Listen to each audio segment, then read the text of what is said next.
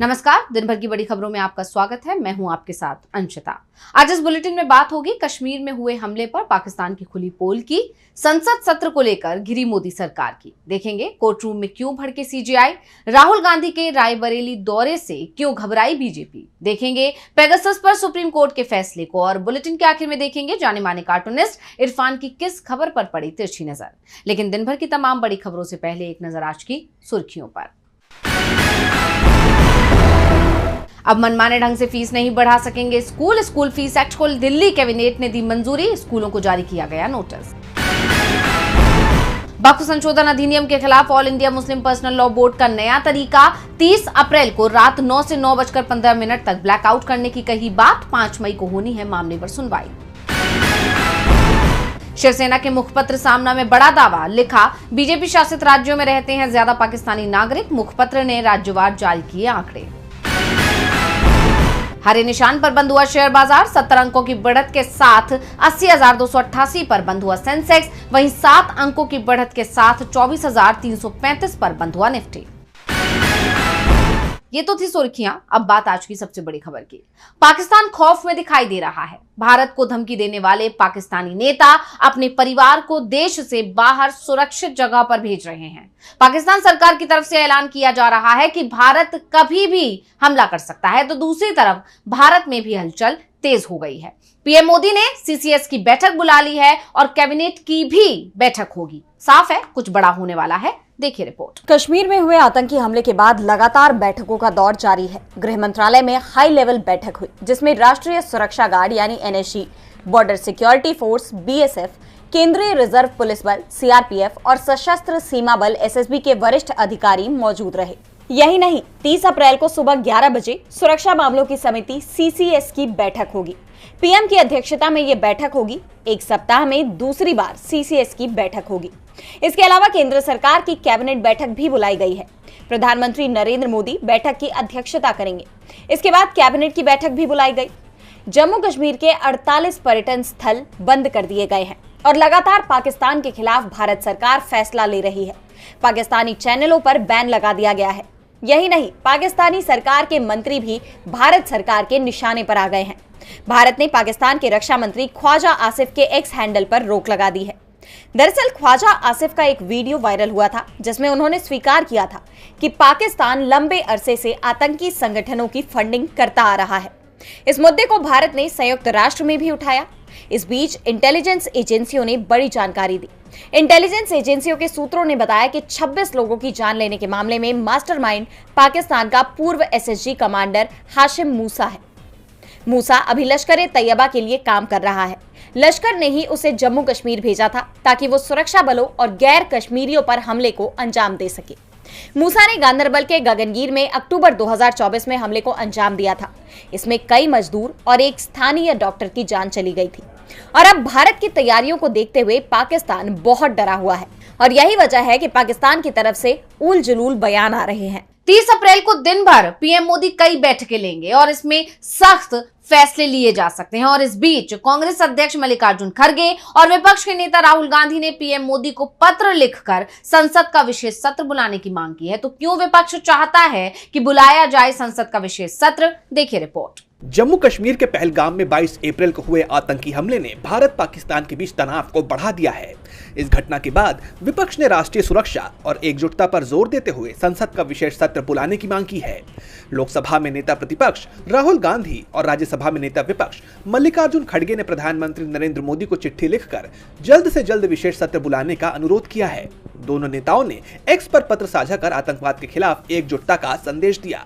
राहुल ने लिखा, इस महत्वपूर्ण समय में भारत को दिखाना होगा कि हम आतंकवाद के खिलाफ हमेशा एकजुट हैं। तो वहीं खड़गे ने लिखा कि इस समय जब एकता और एकजुटता आवश्यक है, विपक्ष का मानना है कि संसद के दोनों सदनों का जल्द से जल्द विशेष सत्र बुलाना महत्वपूर्ण है। बता दें कि इसके साथ ही राज्यसभा सांसद मनोज झा और भारतीय कम्युनिस्ट पार्टी के सांसद पी संतोष कुमार ने भी पीएम मोदी और संसदीय कार्य मंत्री किरण रिजिजू को पत्र लिखकर सत्र की मांग की। झा ने 1971 के युद्ध का हवाला देते हुए राष्ट्रीय एकता पर जोर दिया, जबकि संतोष ने हमले को राष्ट्रीय चिंता का विषय बताया। बताते चले कि इससे पहले विपक्षी इंडिया गठबंधन की मांग पर सरकार ने सर्वदलीय बैठक बुलाई थी, जिसकी अध्यक्षता रक्षा मंत्री राजनाथ सिंह ने की थी। पीएम मोदी की अनुपस्थिति पर विपक्ष ने नाराजगी जताई और केंद्र पर गलत जानकारी देने का आरोप भी लगाया था। राष्ट्रीय सुरक्षा को लेकर बढ़ती चिंताओं के बीच विशेष सत्र की मांग को अहम माना जा रहा है। संसद का विशेष सत्र बुलाने की मांग लगातार हो रही है। अब मोदी सरकार इस पर जल्दी ही कोई फैसला ले सकती है। वहीं सुप्रीम कोर्ट ने एक बड़ा फैसला लिया है जिसे मोदी सरकार के लिए बड़ा झटका माना जा रहा है।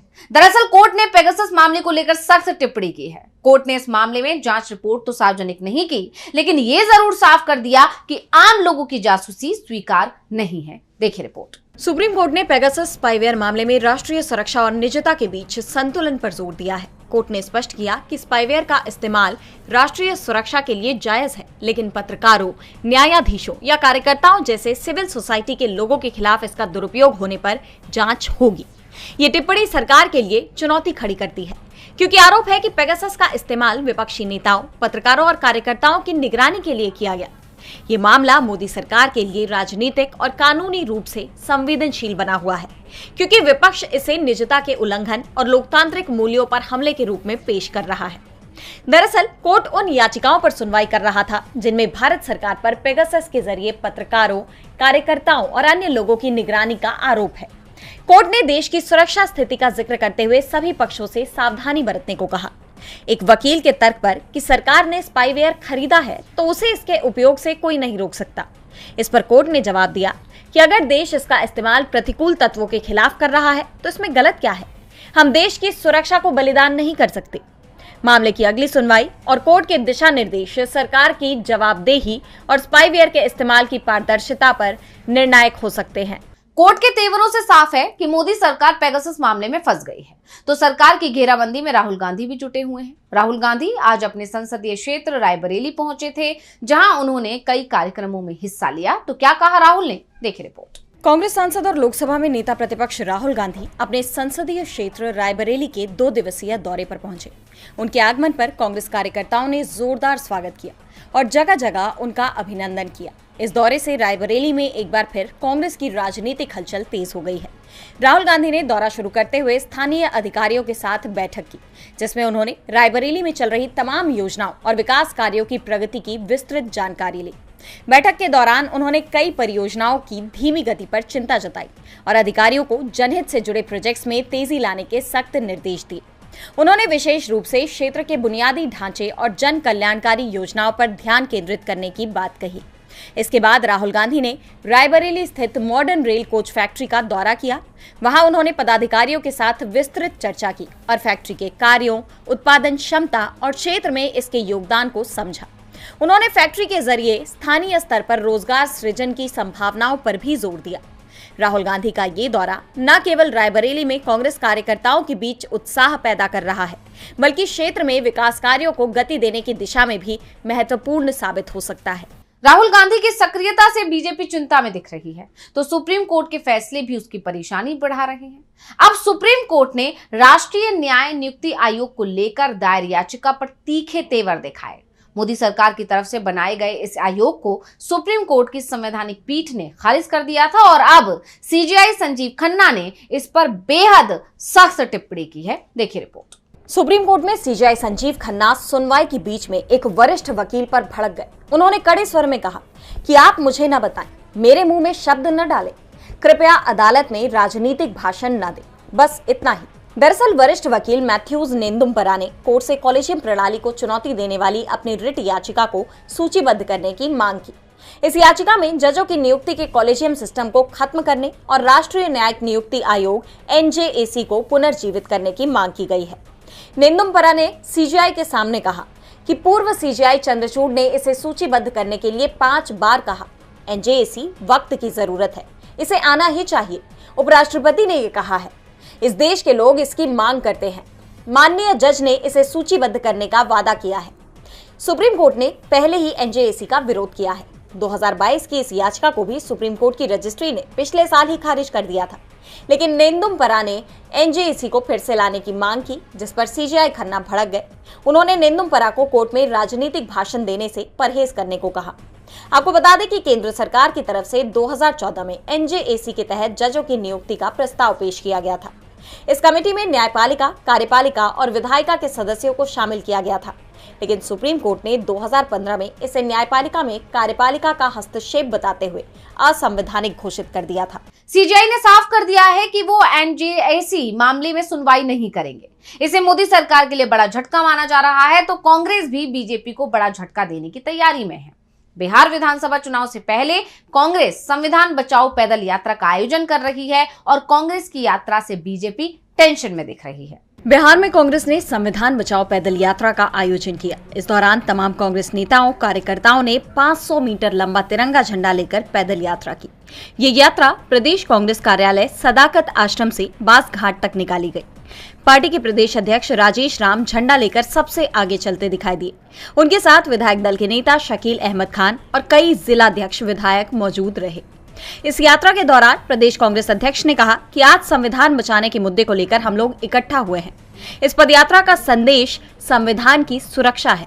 जय बापू, जय भीम, जय संविधान के मुद्दे पर हम इकट्ठा हुए हैं।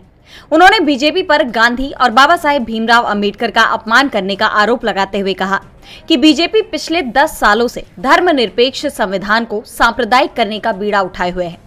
इसके साथ ही 2024 के लोकसभा चुनाव का जिक्र करते हुए उन्होंने कहा कि लोकसभा चुनाव में भी जनता ने संविधान बचाने के मुद्दे पर विपक्ष का साथ दिया। जनता ने भाजपा के 400 पार के नारे को ध्वस्त कर दिया। ये नतीजा इस बात का सीधा संदेश है कि देश की जनता भी मान चुकी है कि संविधान खतरे में है। संविधान में दिए गए अधिकारों को कमजोर किया जा रहा है।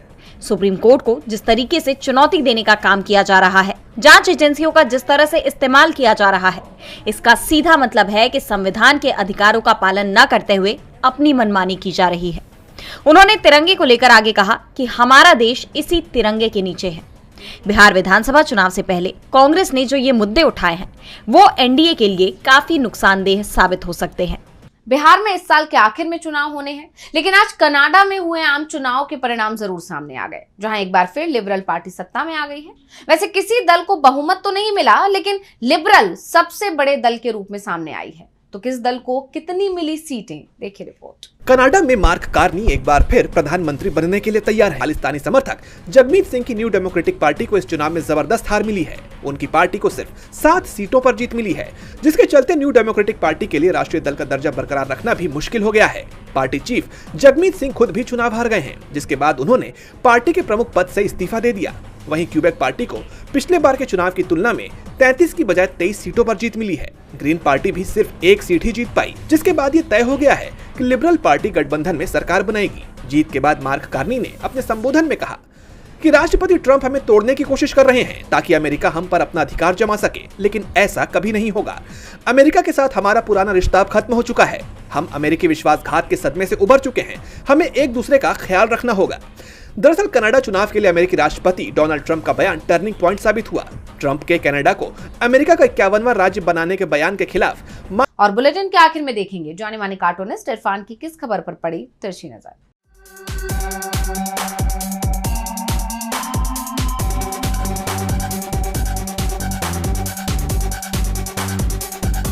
स्किल अपनी जगह होती है, पढ़ाई लिखाई अपनी जगह होती है। कई बार पढ़ाई लिखाई से कहीं ज्यादा स्किल में ही कोई आदमी अपना नाम कमा लेता है। अब देखिए ना, बिहार का सिर्फ 14 साल का स्कूल में जो पढ़ने की उम्र होती है, उसका एक बच्चा जिसका नाम वैभव है, उसने आईपीएल में सिर्फ 35 बॉलों के अंदर शतक जमा लिया। इससे पहले ये रिकॉर्ड यूसुफ पठान के नाम था, जिन्होंने 37 बॉलों में अपना शतक बनाया था। अब ये एक इंस्पिरेशन वाला मामला भी हो सकता है, क्योंकि इसके पीछे उसके देखा देखी बहुत सारे बच्चे भी इसमें आना चाहेंगे।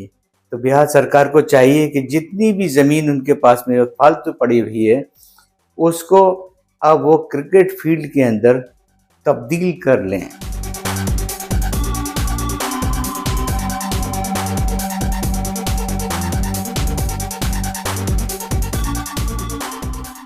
बहुत बहुत शुक्रिया इरफान जी।